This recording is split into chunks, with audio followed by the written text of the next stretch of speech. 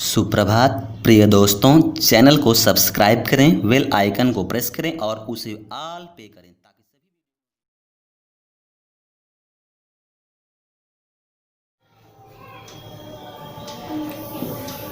सुप्रभात प्रिय छात्रों, और कैसे हैं। तो आइए, ये सीरीज चल रही थी आप लोगों की class 10th NCERT Hindi medium के छात्रों के लिए, क्योंकि उनको बहुत बड़ी समस्या थी कि इंग्लिश में वो समझ नहीं पा रहे थे, इसलिए उनके लिए भी ये हमने स्टार्ट कर दिया है। तो ठीक है, आप लोगों की संख्या पर्याप्त दिख रही है, इसलिए हमने सोचा कि आप लोगों के लिए भी हिंदी मीडियम स्टार्ट करें। तो आइए बच्चों, हमने अभी तक जो है आपको क्लास 10th एनसीईआरटी विषय विज्ञान में जो आपका अध्याय चल रहा था जैव प्रक्रम, उसमें पाठगत प्रश्नोत्तर के प्रश्नों को तो मैंने पूरा सॉल्यूशन दे दिया, डिस्कशन कर दिया। अब उसके बाद में लास्ट में जो एनसीईआरटी के जो एक्सरसाइज से क्वेश्चन होते हैं उस पे हम आज डिस्कशन करेंगे, ठीक है। तो आपको एक एक प्रश्न का आंसर बहुत अच्छे से आपको समझा दे रही कि दोबारा आपको कहीं पर कोई प्रॉब्लम्स हो ही नहीं सकती है। और आप जानते हैं कि हम जितना ही बताते हैं, प्रश्न तो रहता जरूर है बहुत कम, लेकिन हम इन्हीं प्रश्नों में से बहुत ढेर सारे प्रश्नों का आंसर आप तक पहुंचा देते हैं। क्यों? क्योंकि हम टारगेट करते हैं आपको 100% रिजल्ट लाने का, ठीक है। जब आप 100% रिजल्ट देते हैं तभी आप हमारी मेहनत का भी कुछ ना कुछ सफलता में बदल देते हैं, ठीक है। तो कहने का मतलब यही है हमारा कि आप मेहनत से पढ़िए। हम आपको रेगुलर जितने भी क्वेश्चन बनते हैं मल्टीपल चॉइस से लेकर के वेरी शॉर्ट लॉन्ग सारे क्वेश्चन पे हम आपसे डिस्कस करेंगे, ठीक है। और एक एक प्रश्नों का उत्तर आपको बताएंगे, आपको कहीं पर कोई प्रॉब्लम्स नहीं होगी। तो प्रिय छात्रों, आप स्टार्ट करने से पहले अपने मित्रों में इसको क्या करें, शेयर कर दीजिए, लाइक भी करिए, कमेंट भी करिए। कहीं पर प्रॉब्लम्स आए तो आप तुरंत कमेंट करिए, ठीक है, और हम उसका सलूशन देंगे। और अच्छा भी आपको लग रहा है, क्या चीजें आपको अच्छी लग रही हैं उसको भी आप कमेंट करिए, ठीक है ना। इससे क्या होगा कि हमारे आपके बीच का जो डिस्कशन चल रहा है, वार्तालाप चल रही है, ये थोड़ा आपसी बॉन्डिंग क्या है, मजबूत होती है। आप हमारे नजदीक आ जाते हो, हम भी आपके नजदीक पहुंच जाते हैं। तो इस तरह से आपकी समस्या के लिए हम सदैव तत्पर हैं। बस आप हमारे साथ लगे रहिए, ध्यान से पढ़िए, अच्छे से पढ़िए, हम आपको पूरा का पूरा कॉन्सेप्ट क्लियर करा देंगे, ठीक है। तो आइए बच्चों, ये सब्सक्राइब ना किए हो तो सब्सक्राइब भी कर लें। आइए स्टार्ट करते हैं। तो देखिए, फर्स्ट क्वेश्चन कह रहा है कि मनुष्य में वृक्क एक तंत्र का भाग है। ये तो बात है ही है भाई, मनुष्य में बहुत से सिस्टम है, बहुत से तंत्र हैं। और उसके साथ साथ कह रहा है कि मनुष्य में किडनी की बात कर रहा है। इंग्लिश में क्या कहते हैं, किडनी, जो कि हिंदी मीडियम वाले भी बच्चे जानते हैं, किडनी बहुत अच्छे से जानते हैं। लेकिन वृक्क अगर पूछ लिया जाए तो बेचारे क्या है, वृक्क शब्द ही नहीं जानते कि वृक्क क्या है, ठीक है ना। तो इस तरह से किडनी कहते हैं वृक्क को। यह एक तंत्र का भाग है जो संबंधित होता है, किस तरह, किससे संबंधित होता है। अब आप बताइए, परिवहन तंत्र से, श्वसन तंत्र से, पाचन तंत्र से, उत्सर्जन तंत्र से। तो आप समझ गए होंगे कि यह किससे संबंधित होता है, किडनी। तो ये किडनी आपका आंसर क्या हो जाएगा, आपका आंसर हो जाएगा उत्सर्जन तंत्र से, उत्सर्जन तंत्र से, ठीक है। ये आपका आंसर हो जाएगा, है ना। वो सिस्टम बहुत सिंपल है, हमने आपको बता दिया ना। किडनी, किडनी क्या करती है, जितने भी हमारे शरीर के हानिकारक पदार्थ होते हैं उनको शरीर से बाहर निकालती है। तो जो शरीर हानिकारक पदार्थों का शरीर से बाहर निकालना ही क्या कहलाता है, उत्सर्जन कहलाता है, ठीक है। तो बच्चों ध्यान रखिएगा। अब देखिए, पादप में जाइलम उत्तरदायी है, ये हमने आपको पढ़ा दिया ना। जितने भी प्रश्न आपको मिलेंगे सब रिपीटेड मिलेंगे, ठीक है ना। क्यों? क्योंकि हम ऐसे प्रश्नों का आंसर देते हैं कि सारे प्रश्न, जितने भी प्रश्न बन सकते हैं, उन सबका आंसर केवल एक ही होता है, जो आपको मालूम है, जो हम बता रहे हैं, ठीक है।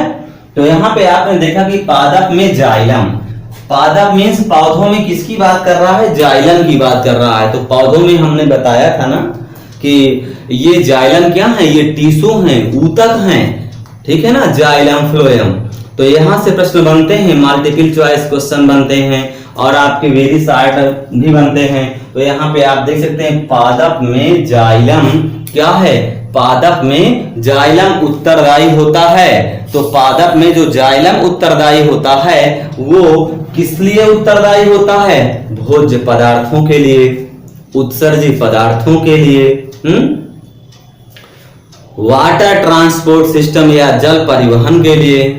तो आप समझ जाएंगे कि भाई ये जाइलम है, जाइलम तो केवल क्या करता है? वाटर का ट्रांसपोर्ट करता है ना, वाटर को अपने रूट से एब्जॉर्ब करके पूरी प्लांट बॉडी में सब जगह उसको क्या करता है? ट्रांसपोर्ट करता है।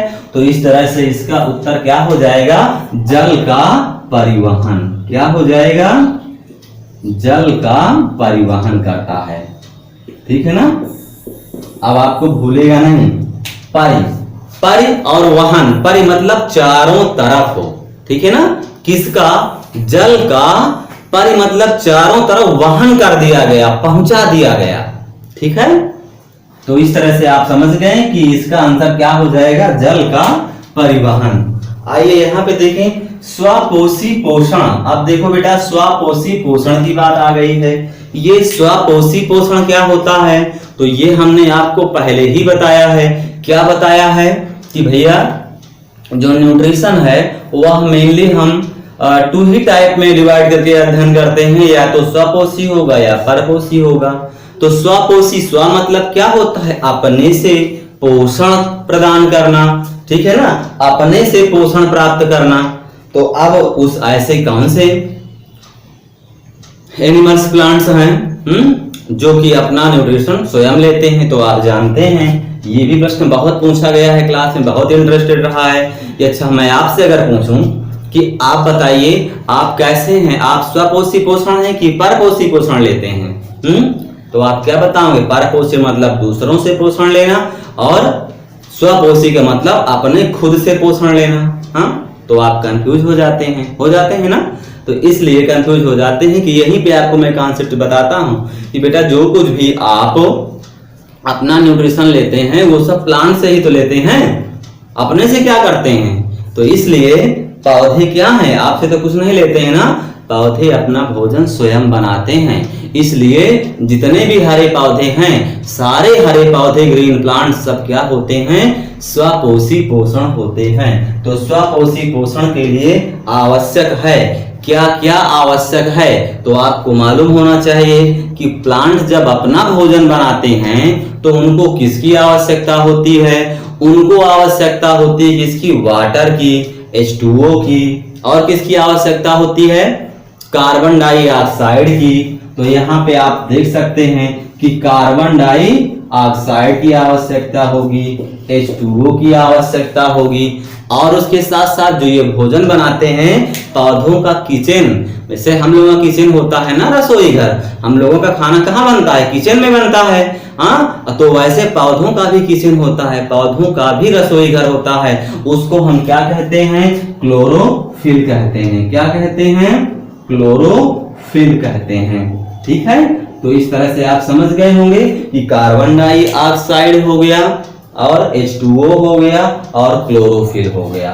पौधों को ये सभी की आवश्यकता होती है स्वपोषी पोषण के लिए। समझ गए ना?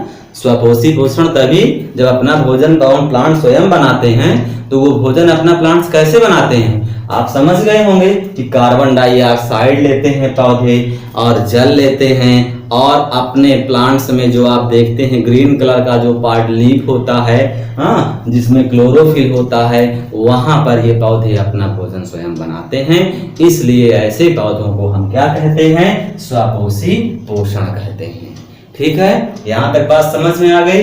अब देखिए यहाँ से भी ये क्वेश्चन बहुत ही इंपॉर्टेंट है, यानी क्वेश्चन तो है ही है लेकिन बहुत टाइप से क्वेश्चन बनते हैं, इसलिए आपका कॉन्सेप्ट क्लियर करा देते हैं। आपको दोबारा प्रश्न आए किसी भी तरीके से आए तो आप कंफ्यूज मत होना, ठीक है। अब यहाँ पे आप देख सकते हैं पाइरूवेट के विखंडन से। अब देखो पाइरूवेट, अब ये आपको वर्ड फिर लगा होगा कि भाई पाइरूवेट आपने पढ़ा है ना पिछली वाली क्लास में, जितने भी मैंने इसको पूरा चैप्टर कंप्लीट कराया था ये सब क्वेश्चन बेस्ड पे, तो वहां पे पायरुवेट को भी हमने डिफाइन किया था। पायरुवेट के विखंडन से यह कार्बन डाइऑक्साइड जल तथा ऊर्जा देता है। तो अब आपको यहाँ पे यही बताना है कि यह पायरुवेट का विखंडन जो हो रहा है यह कहाँ होता है, पायरुवेट का विखंडन। तो यहाँ पे आप इस चीज को बहुत अच्छे से समझिए और ध्यान दीजिए, ठीक है, क्योंकि ये बात आपको मालूम होनी चाहिए कि जब हमने पौधों में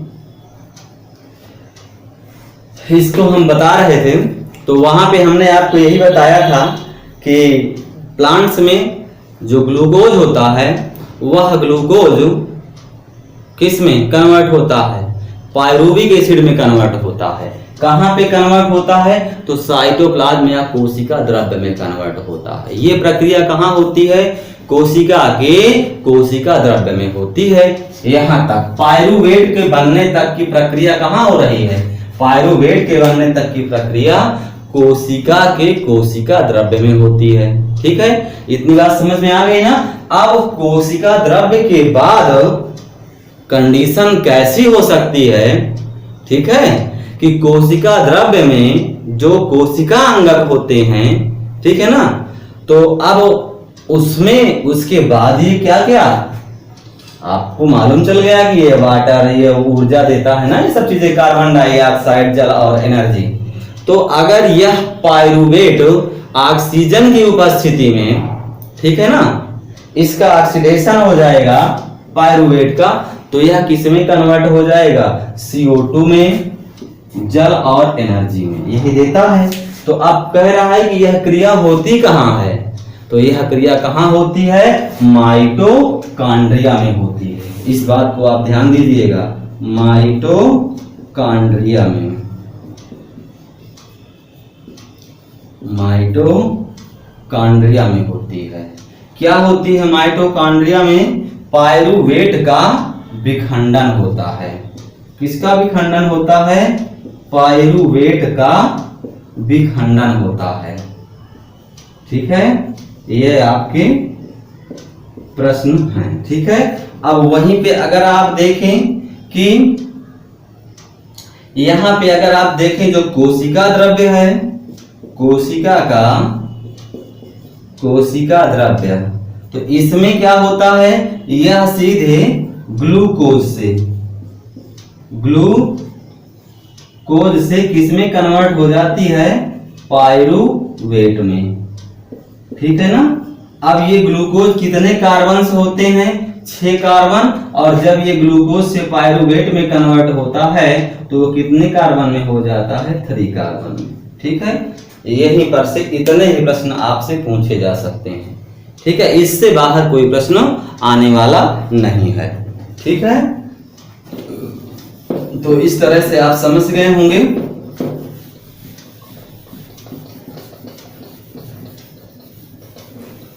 तो यह भी, इसका भी आंसर आपको मालूम चल गया। अब देखिए क्वेश्चन नंबर 5 कह रहा है, क्वेश्चन नंबर 5 क्या कह रहा है, कह रहा है कि हमारे शरीर में किसका, हमारे शरीर में वसा का पाचन कैसे होता है और यह प्रक्रिया कहाँ होती है, तो यही आपको बताना पड़ेगा। तो भैया आप तो जानते हैं, आप बहुत सी चीजें खाते हैं अपने बैलेंस डाइट संतुलित आहार में, protein, fat, carbohydrate, vitamin, minerals, water. हाँ, तो ये सारी चीजें जब आप अपने शरीर के लिए, ठीक है ना, स्वस्थ रहने के लिए न्यूट्रिशन लेते हैं, उसका डाइजेशन करते हैं, तो किसका डाइजेशन आप कहाँ करते हैं और वह डाइजेशन कहाँ होता है। ठीक है, तो यहाँ पर आपको यही समझना है कि भैया वसा क्या है। अरे वसा वही तो है जो ऑयली चीजें हैं, घी, तेल, मक्खन, ठीक है ना, तो ये सब क्या है, ये सब क्या है, ये सब वसा के ही तो स्रोत हैं। वसा इंग्लिश में क्या कहते हैं, इसको लिपिड कहते हैं। ठीक है ना, ध्यान रखिएगा, इंग्लिश में इसको क्या कहते हैं, लिपिड कहते हैं। और वसा क्या होती है, जितना भी चीज अगर टेम्परेचर पा करके वो किस में, लिक्विड में कन्वर्ट हो जाए। ठीक है ना, जैसे कि आप कह सकते हैं घी है, वो घी में टेम्परेचर मिला, वो क्या हो गया, कन्वर्ट हो गया लिक्विड में। अगर उसको फ्रिज में रख दिया तो सॉलिड हो गया। तो यानी कि जो टेम्परेचर पाके पिघल जा रहा है, ठीक है ना, वो सारी चीजें क्या हैं, वसा में आती हैं, लिपिड के अंतर्गत आती हैं, और जैसे घी, तेल, मक्खन, ये सारी चीजें। अब कहते हैं इसका पाचन कैसे होता है। तो अब आपको पता है कि ना कि आपका जो डाइजेस्टिव सिस्टम है ये कहाँ से स्टार्ट होता है, माउथ से लेकर के आपका पूरी एलिमेंट्री कैनाल कहाँ, एनस तक में, ठीक है ना। तो ये पूरा हमने डायग्राम से आपको समझाया था ना।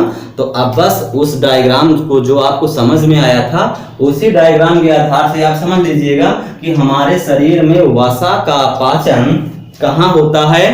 वसा का पाचन क्षुद्रांत छोटी आंत में होता है। कहाँ होता है वसा का पाचन, क्षुद्रांत छोटी आंत में होता है। अब कैसे होता है, पहले तो माउथ आएगा, मुंह आएगा, मुंह के बाद मुंह गुहा आएगी, ठीक है ना। मुंह गुहा जिसे आप बक्कल कैविटी का, जिसके अंदर आपकी जीभ होती है, टंग होता है, टीथ होता है, ठीक है ना। अब उसके अंदर अगर आप जाते हैं तो फिर क्या आता है, फायरिंग्स आता है, और फायरिंग्स के और अंदर जाते हैं लायरिंग्स, फिर लायरिंग्स और अंदर, यानी कि फायरिंग सीधे किससे कनेक्ट होती है, आपके ओइसोफेगस यानी ग्रास नली से कनेक्ट हो जाती है, ठीक है ना।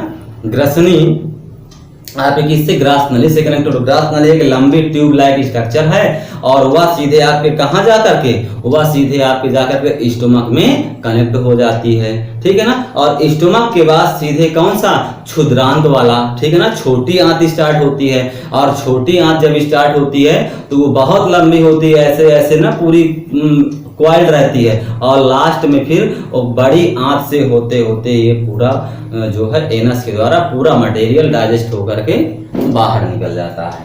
तो इस तरह से आप समझ सकते हैं कि वसा का पाचन कहाँ पे होता है। वसा का पाचन छोटी आंत में होता है। कहाँ होता है, छोटी आंत में होता है। और आमाशय में आप जानते हैं हमारे स्टमक से एंजाइम्स का सिक्रीशन होता है, और वो एंजाइम्स जो आपने खाया है, प्रोटीन है, फैट है, कार्बोहाइड्रेट्स है, विटामिन्स है, ठीक है, मिनरल्स है। तो यहाँ पे अगर प्रोटीन, फैट, कार्बोहाइड्रेट्स की अगर हम बात करें तो प्रोटीन, फैट, कार्बोहाइड्रेट्स ये आपके स्टोमक से, ठीक है ना, 3 प्रकार के एंजाइम्स का सिक्रीशन होता है। कितनी प्रकार के एंजाइम का सिक्रीशन होता है, 3 प्रकार के एंजाइम्स का सिक्रीशन होता है। अब जैसे आप कहते हैं ना पेट, तो बस यही समझ लीजिए, पा से पेट, पा से पेप्सिन, पेप्सिन पा से प्रोटीन, यानी कि जिसमें पा शब्द आ गया, आप कभी भूलेंगे नहीं, जीवन भर नहीं भूलेंगे, हाँ, कि कौन सा एंजाइम कहाँ स्रावित होता है। तो पा से पेट हो गया, पा से पेप्सिन होगा, पेप्सिन एक एंजाइम है, और ये क्रिया किस पर करता है, आपने प्रोटीन खाया होगा, अंडा, दाल, ठीक है ना, जितने भी दलहनी फसलें हैं ये आपने खाया होगा, तो उस पर क्रिया करके उसको डाइजेस्ट कर देता है, ठीक है ना। तो ये बात आपको समझ में आ गई होगी। तो इस तरह से लाइट चली गई है, और लाइट जाने से थोड़ी सी प्रॉब्लम्स हुई है, तो खैर कोई बात नहीं, अभी हम व्यवस्था करते हैं कि थोड़ा सा स्पष्ट दिखे। तो आइए हम लोग अपना कार्य करते हैं, और आपको स्पष्ट दिख भी रहा है, इतनी लाइट पर्याप्त है। तो हम क्या आपको बता रहे थे कि हमारे शरीर में वसा का पाचन कैसे होता है। तो हमारे शरीर में वसा का पाचन आप देख सकते हैं कि वसा मीन्स लिपिड होता है, और लिपिड को हम क्या कहते हैं, फैट या वसा। तो अब यहाँ पर आप समझ सकते हैं कि हमारे स्टमक से पेप्सिन निकलता है। पेप्सिन एंजाइम किस पे क्रिया करता है, पेप्सिन एंजाइम क्रिया करता है आपके प्रोटीन्स पे। आपने जो वसा खाया है, घी, तेल जैसे पदार्थ खाए हैं, तो तभी यह स्टमक से स्रावित होगा लिपिड, और यह लिपिड जा करके आपके किस पे, फैट पे क्रिया करेगा, और उसको फैट को क्या है, डाइजेस्ट कर देता है, ठीक है। तो आमाशय में लाइपेज क्या करता है, लाइपेज उन पर क्रिया करता है, तथा किस पर क्रिया करता है, वसा पर क्रिया करता है, तथा वसा को क्या करके विखंडित कर देते हैं, तोड़ देते हैं। इसके बाद छोटी आंत में, हिंदी में क्षुद्रांत कहते हैं बच्चों, ध्यान रखिएगा, हिंदी में क्या कहते हैं, क्षुद्रांत कहते हैं, और या छोटी आंत। तो याद रखिएगा, क्षुद्रांत मीन्स छोटी आंत। तो क्षुद्रांत में या छोटी आंत में, ठीक है ना, लीवर द्वारा खंडित बाइल रस, जैसे पित्त रस को, वसा को इमल्सिफाई कर देता है, ठीक है ना। और उसके बाद में पैंक्रियाटिक रस, जो पैंक्रियाटिक जूस होता है, अग्नाशयिक रस, इस खंडित वसा को किस में कन्वर्ट कर देते हैं? फैटी एसिड या वसीय अम्ल और ग्लिसरॉल में बदल देते हैं। तो अब आप समझ गए होंगे कि ये जो आपका क्या है, जो ये वसा है, ये वसा किसकी उपस्थिति में? लिपिड, लाइपेज, हिंदी में क्या कहते हैं? लाइपेज। तो ये लाइपेज क्या है?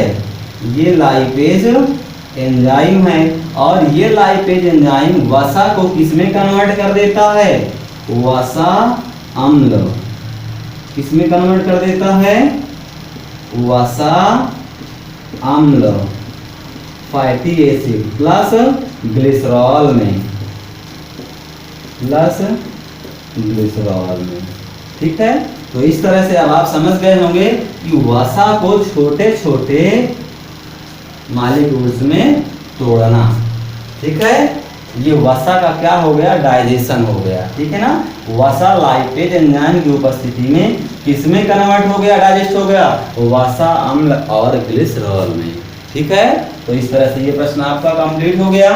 अब आइए क्वेश्चन नंबर 6 देखते हैं। भोजन के पाचन में लार की क्या भूमिका है? तो ये तो आप जानते हैं। कैसे जानते हैं? जब भी कोई नया आइटम, मिष्ठान आइटम या कोई छेना, पनीर, कुछ ऐसे कोई अच्छा आइटम बनता है तो आप उसको तुरंत देख करके आपके मुख में पानी आ जाता है। तो आप कहते हैं लार टपक रही है ना। आप देख रहे हैं और कह रहे हैं लार टपक रही है। इसका मतलब यही है कि आप तक अभी पहुंचा नहीं है, मगर उसको डाइजेस्ट करने के लिए ये लार क्या है? टपकनी शुरुआत हो गई है। और वो लार सिर्फ वही है, हाँ, जिसे आप कहते हैं, इसमें एंजाइम होता है, एमाइलेज एंजाइम, टायलिन एंजाइम। ठीक है ना, तो ये सिर्फ उसको डाइजेस्ट करने के लिए। तो यहाँ पे बता रहा है कि भोजन के पाचन में लार की क्या भूमिका है, लार क्या काम करती है। तो आप समझ गए होंगे ना कि ये बस एक क्या है? एक कहानी है। ठीक है ना, आप खाते हैं, पीते हैं और उसके विषय में अपने आप को भी सुरक्षित कर लेते हैं, हाँ, कि हमें क्या खाना चाहिए, किन किन चीज़ों का भोजन में कॉम्बिनेशन होना चाहिए। हाँ, बहुत से लोग तो उल्टा सीधा खा लेते हैं और बाद में परेशान हो जाते हैं कि ये कैसे हो गया। तो बस हम लोग इसीलिए बस आपको कैसे खाना पीना है, क्या खाना पीना है, कितनी मात्रा में लेना है, ये सारी बातें ही तो हम आपको पढ़ा रहे हैं। एक्स्ट्रा कुछ नहीं है आपको परेशान होने की। ठीक है, तो आप जानते हैं कि मुंह में उपस्थित लार ग्रंथियां लार को स्रावित करती हैं। मुख में क्या पाई जाती हैं? मुख में लार ग्रंथियां पाई जाती हैं, और वो लार ग्रंथियां लार को क्या करती हैं? स्रावित करती हैं। इसमें सलाइवरी एमाइलेज जो लार है, लार में सलाइवरी एमाइलेज एंजाइम होता है। ठीक है, समझते जाइएगा। लार में क्या होता है? सलाइवरी एमाइलेज एंजाइम होता है, जो क्या काम करता है? जो स्टार्च को माल्टोज शर्करा में बदल देता है। अच्छा ये बताओ, अभी आपको जो है सूखी रोटी दे दिया जाए, बना करके लीजिए, आप सूखी रोटी चबाइए, तो आप खाओगे? आप नहीं खाओगे पहले। ठीक है ना, आपको अच्छा ही नहीं लगेगा। लेकिन जब आप उस सूखी रोटी को आप कुछ देर तक मुख में रख करके चबाओगे, खाओगे, तो कुछ समय बाद आपके मुख से ही वो लार का सिक्रीशन होगा, लार ग्रंथि से, और जब वो लार उस पर पड़ेगी तो अब आप समझ सकते हैं कि जब लार उस पर पड़ेगी तो वो लार क्या है? उसको कन्वर्ट कर देगी स्टार्च को। गेहूं की रोटी या जो रोटी आप खाते हो ना, वो क्या है? वो स्टार्च होता है, और यदि वो स्टार्च होता है तो लार जो है आपके उस गेहूं की रोटी जो सूखी आप खा रहे थे उसमें मिल जाती है। जब उसमें मिल जाती है तो उसको किस में? माल्टोज, सुक्रोज या शर्करा में, उसको शुगर में कन्वर्ट कर देती है। तो मिठास आ जाती है, बाद में नहीं, स्वाद बन जाता है। तो यही है कि एक ऐसा एंजाइम है जो स्टार्च प्रक्रिया करके उसको शर्करा में कन्वर्ट कर देता है। इसी कारण कई बार अधिक चबाने पर भोजन क्या होता है? मीठा लगने लगता है। बात समझ गए ना? बस तो इस तरह से ये भी प्रश्न आपका कंप्लीट हुआ। अब देखिए क्वेश्चन नंबर 7 की बात है। क्वेश्चन नंबर 7 क्या कह रहा है, समझिएगा। बस बहुत इंटरेस्टेड चैप्टर है और मैं तो आपको ऐसे पढ़ा दूंगा कि आप जो है कभी भूल ही नहीं सकते हैं। अगर आपने हमारे साथ जुड़ करके चैनल को सब्सक्राइब कर लिया, बेल आइकन दबा लिया, तो इसका मतलब है कि आप हमारे नज़दीक हो गए। ठीक है, हमारी ऑनलाइन क्लासेस में आप पर डे वीडियो देख करके और अपनी तैयारी करते जाएंगे। रेगुलर वीडियो देंगे, आपको कहीं से कोई कोर कसर नहीं करेंगे। हाँ, एक काम जरूर आप करिएगा कि अपने सर के लिए शेयर कर दीजिए मित्रों में, और लाइक करिए, उसमें कमेंट करिए जो आपको अच्छा लग रहा है। कहीं पे कोई कंफ्यूजन है तो भी आप हमको उस पर कमेंट करिए, ठीक है। और जो सब्सक्राइब ना किए हों सब्सक्राइब भी कर लें, क्योंकि हम आपको लगातार वीडियो लेक्चर देते रहेंगे और बहुत ही इंटरेस्टेड वीडियो देंगे, जिससे कि आपको कहीं पर कोई समस्या हो ही नहीं सकती है, ठीक है ना। तो आइए, स्वपोषी पोषण के लिए आवश्यक परिस्थितियां कौन सी हैं, आप बताइए। स्वपोषी पोषण, स्वपोषी क्यों, आप बताइए राजन, क्या आप स्वपोषी हो कि परपोषी हो? अपना भोजन अपने से बनाते हो कि दूसरों से लेते हो? दूसरों से। हाँ, शाबाश। इसका मतलब है कि आप स्वपोषी हो गए कि परपोषी हो गए? परपोषी। परपोषी हो गए, बहुत अच्छे। हाँ, देखिए बच्चे जो हैं, जो भी बच्चे हैं बहुत छोटे मगर बहुत खोटे भी हैं, बहुत तेज भी हैं। इनसे जो भी प्रश्न का उत्तर पूछो तुरंत उत्तर देते हैं। हाँ, तो बस मुझे तो लग रहा है कि आप भी इस तरह से पढ़ते होंगे तो आप भी 100% रिजल्ट आप ला करके देंगे, ठीक है। तो आइए देखिए, स्वपोषी पोषण, स्व मीन्स क्या होता है, अपने से पोषण प्राप्त करना। तो कह रहा है कि आवश्यक परिस्थितियां कौन सी हैं स्वपोषी पोषण के लिए, तो अब आप बताइए। और उसके क्या हैं उपोत्पाद भी पूछ रहा है, उसके प्रोडक्ट वगैरह क्या हैं, ये सब चीजें पूछ रहा है। तो आपको यही सारी चीजें बताना है कि स्वपोषी पोषण के लिए आवश्यक परिस्थितियां क्या होती हैं। तो आप बता सकते हैं कि देखिए, पृथ्वी पर केवल हरे पौधे स्वपोषी होते हैं। हम हमेशा बताए हैं, स्वपोषी पौधे की अगर बात किया जाए तो केवल प्लांट पौधे ही बताइएगा, हरे पौधे, ठीक है, जो अपना भोजन क्या करते हैं, स्वयं बनाते हैं।